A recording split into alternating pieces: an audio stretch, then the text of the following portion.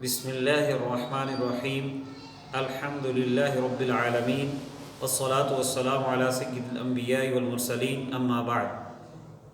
حضرات محترم، سورہ فاتحہ نماز میں پڑھی جاتی ہے، اسی لیے اس کو سورہ صلاۃ کہتے ہیں۔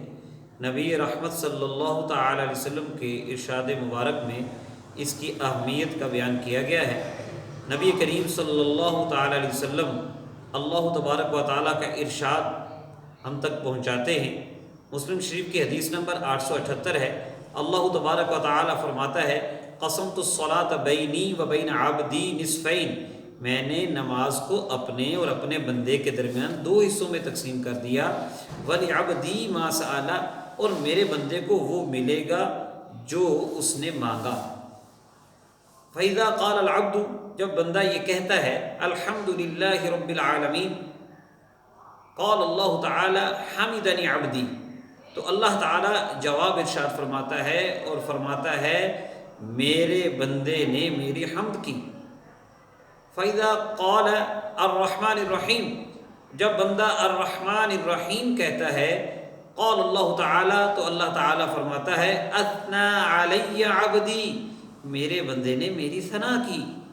اور ادھر بندہ پھر پڑھتا ہے مالک یوم الدین، تو اللہ تعالیٰ کی طرف سے جواب ملتا ہے مجدنی عبدی، میرے بندے نے میری بزرگی بیان کی۔ اور ایک روایت میں ایک مرتبہ یہ فرمایا کہ فوض الی عبدی، میرے بندے نے اپنے معاملات، اپنے کام میرے سپرد کر دیے ہیں۔ اور جب یہ آیا کریمہ پڑھتا ہے ایاک نعبد و ایاک نستعین، اللہ تعالیٰ فرماتا ہے ھذا بینی و بین عبدی، یہ میرے اور میرے بندے کے درمیان معاملہ ہے۔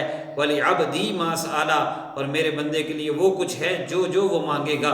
اب یہاں پر بندہ عابد ہے، اللہ تعالیٰ معبود ہے، بندہ ساجد ہے، اللہ تعالیٰ مسجود ہے، اللہ تعالیٰ عطا فرمانے والا ہے، بندہ لینے والا ہے، بندہ مستعین ہے، مدد مانگنے والا ہے، اللہ تعالیٰ مستعان ہے۔ تو یہ معاملہ بندے اور رب کا ہے۔ تو جب بندے نے اپنے آپ کو رب کے سپرد کر دیا تو اللہ تعالیٰ نے فرمایا میرے بندے کو وہ ملے گا جو اس نے سوال کیا۔ پھر آخر میں جب بندہ یہ دعا کرتا ہے اہدنا الصراط المستقیم صراط الذین انعمت علیہم غیر المغضوب علیہم ولا الضالین، تو اللہ تبارک و تعالیٰ کی طرف سے جواب ملتا ہے ھذا لعبدی، یہ جو کچھ بھی میرا بندہ مانگ رہا ہے یہ اس کو ملے گا۔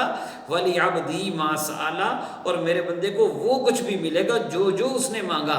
تو دیکھیے اس تصور سے آپ نماز پڑھا کیجئے، نماز پڑھتے وقت پوری توجہ کریں، آپ کو روحانی سکون ملے گا، آپ کو چاشنی ملے گی۔ یہ تصور کتنا حسین ہے کہ ہم عاجز فقیر گناہ گار لوگ اللہ کی بارگاہ میں کھڑے ہوتے ہیں تو وہ اللہ الصمد کی شان والا، وہ احکم الحاکمین، وہ بے نیاز، ہم سب کا مالک ہمیں جواب عطا فرما رہا ہے، ہماری بات سن بھی رہا ہے اور ہم پر کرم بھی فرما رہا ہے، عطائیں بھی فرما رہا ہے۔